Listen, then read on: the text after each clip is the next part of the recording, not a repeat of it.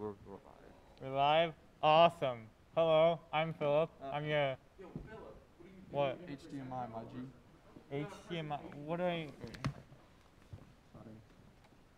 Yeah. Just don't blow I it. will not... Okay, here we go. So, how to blue team. Now, who am I? I'm Phillip. You know who I am? Yeah, who? Hopefully you know who I am. But I've already told you how to blue team, you know? There's all these great education talks, how to blue team Linux, Windows, networking. You know, I've told you this, but yeah, yeah? Why is there only one blue heart on the slide when we're talking about blue team? Because everyone else besides blue team loves them. Yeah, John? Yeah, John? Who? Yeah, who? So, I've told you how to blue team, but I've told you how to blue team individually. Yes, Jason? Who? Yeah. So, as an individual, you know, how to do Linux, how to do Windows. That's kind of like your personal thing. But how do you actually work as a blue team? I'm not. Clip the mic, bro. You're like waving at the sound. Oh. Okay. So, like, how do you actually blue, like, as a team? What's an inject? You know, how does a team decide to do anything? So, that's what it's about to be about. So, again, new Discord, who's this? So, you're gonna put in a channel a bunch of randos, you're stuck on some random team with people you have no clue who they are. They might have this weird dog picture in Discord or might have some anime avatar. So this is how you start like actually working as a team. This is for, again, you IRSec people probably, though it's a bit slightly late. So this is how you get you going, you know, you introduce yourself, you want to gauge like kind of skill levels of each person. You want to know like, hey, how experienced are they? Or what can you expect? What are they interested in?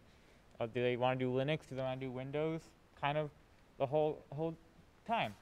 Organize when to meet. So like you're gonna want to meet, probably at least have at least one meeting like over Discord, in person, either way.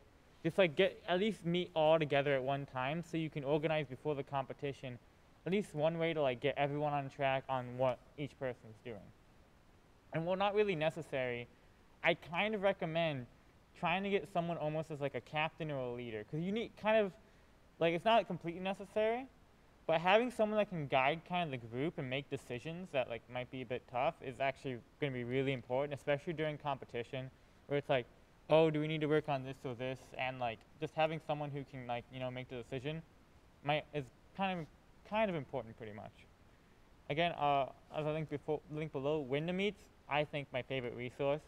The really good way, you just kind of put in when you're free, and each person does that, and it'll just, you know, tell you when everyone's free together. I really like enjoying it. It's really good to schedule meetings.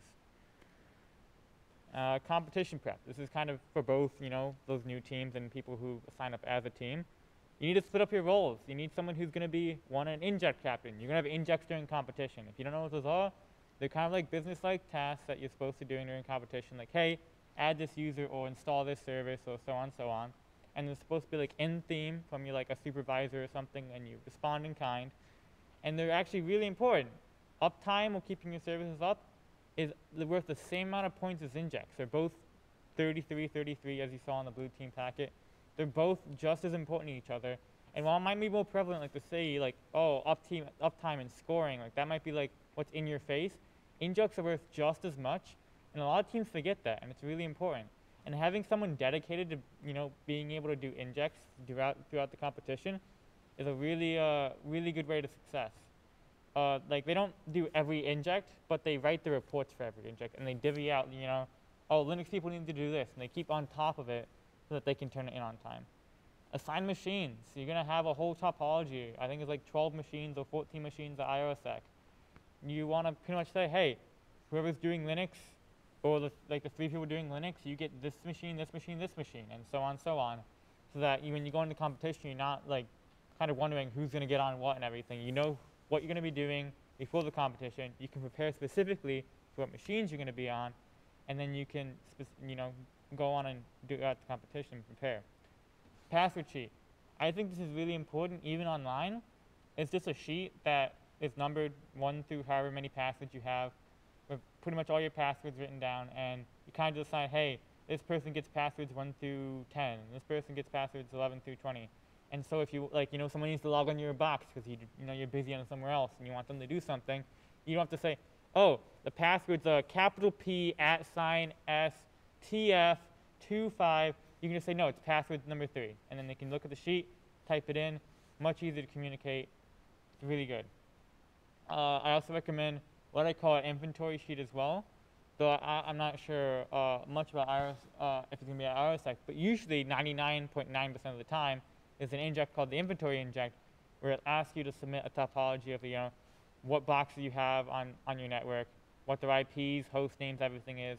And you just have a kind of a template sheet that you can just write in that information really quickly so that it's much easier to share. And you can just, you get on your machines, you write down the information, and just give it to your inject captain.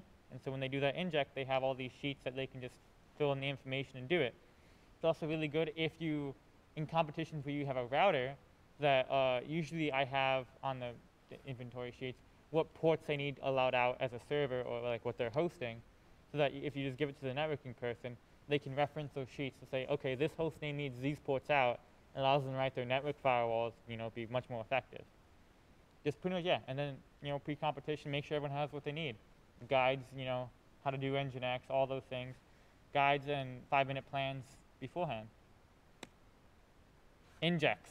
So, again, these are about half, or in IRSec, about 33% of the scoring. Please do them. They're really, really important. They are what wins competitions, 100%. The team that does injects wins competitions. Always turn something in, even if you couldn't do the inject. Your box is bricked and you have no chance of doing it. Literally just saying, hey boss, we couldn't do it, will still get you some points, and that's points towards winning. Getting as many points as possible will at least do it. And if you're close to doing inject, but the deadline's coming up, don't be afraid. You can ask, hey, can I get 30 more minutes to do this? And you'll probably get maybe 30 more minutes to do that without a penalty, really. Though, again, make sure you have it done by those 30 minutes. But you can pretty much, you're kind of free to do, at least respond with injects. Don't just let it go, let it die, and go past the due date and just never respond, because that's going to get you 0 points. And again, you want points. Make sure they're professional and in theme. Don't kind of use haha XD. I remember during competition, one person turned in haha, we couldn't do it XD, and they got pretty bad points for that, because professionalism is kind of, at least for some injects, graded. And so make sure they're at least kind of in theme or professional. You go on and just pretty much say, hey boss, or hello Mr. blah blah blah, and kind of be a professional attitude. It's really good, and that will get you some points. And show proof. Prove that you actually did the inject. It helps the graders a lot, and will get you the full points. Have screenshots and screenshots and screenshots. Pretty much, screenshots will get you points. Have them as attachments at the bottom of the report, and pretty much just have proof and say this is how you do it. And again, if you have the time, don't be afraid to kind of slightly smudge it or kind of fake a screenshot, as you can see there. If the graders are kind of tired, they've been working the 6 hours of the competition grading, they might not notice that, this is on the same host name 3 different times to the 3 different boxes you're supposed to do it on. Look, I'm keeping the white teamers on their toes, okay? Common issues that might happen when you as a team. MIA teammates. It happens sometimes if someone signs up, they just don't respond to anything you tell them. And if try and get in contact, email them, maybe workplace. If they don't respond at all, though, again, it's a big sad. Pretty much contact whoever's your contact for the competition, whoever black team or white team member, and say, hey, this person's not responding. Can we get a new teammate ASAP? Something like that. That's the best way to kind of go about it. There's other issues that you might have 6 people that want to do one OS. You might not have anyone that wants to do Windows or anyone that wants to do networking. And that might really suck, because everyone wants to do what they want. And then it's well, we need someone on these Windows boxes. And so the solution to that is really just someone needs to suck it up and do it. They need to be done. And going out, someone really has to do it.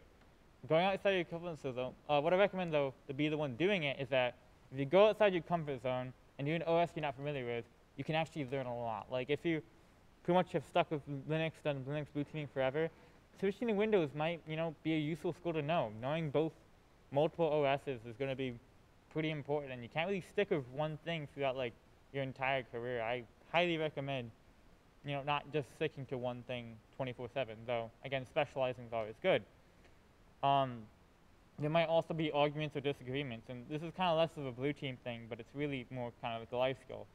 You will have to work with people that are really bad. You might get stuck on a team with someone who's just like completely awful and like bossy and stuff. But really, it's just a life skill of working with them and knowing how to like actually put forth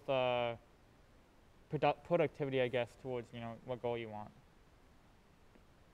And again, most important thing is really just to have the fun. Like, they may be strangers, and you kind of might be like, oh, it's a competition, it's rough. But like, when you're like in competition and everything's breaking, you're kind of like bonding to that mutual complaining of, oh, my box is bricked, and everyone else's box is bricked. Then you kind of become team members and teammates in that way. And you can kind of continue that through other competitions. If you find someone on a team, like maybe you don't like your whole team, you probably might not like your whole team. But if you have a few people on that team that you really enjoy like blue teaming with, do another competition with them. Get an actual team going, and you can just prepare for each new competition. It gets funner and funner the more when you have actually good like teammates that you like. That's a really enjoyable time when you're just chilling. Like everything's burning, everything's breaking. But if you're a friend that you really like, it's a really fun time. So again, pretty much, yeah. Sign up for future competitions with people you like. That's all.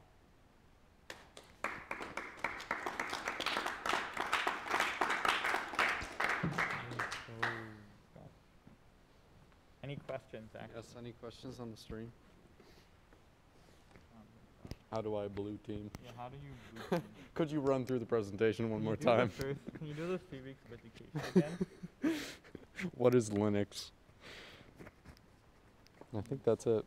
What time is it? Yeah, 3:18? Okay. That's it. Unless you would like to present on something, Glenn.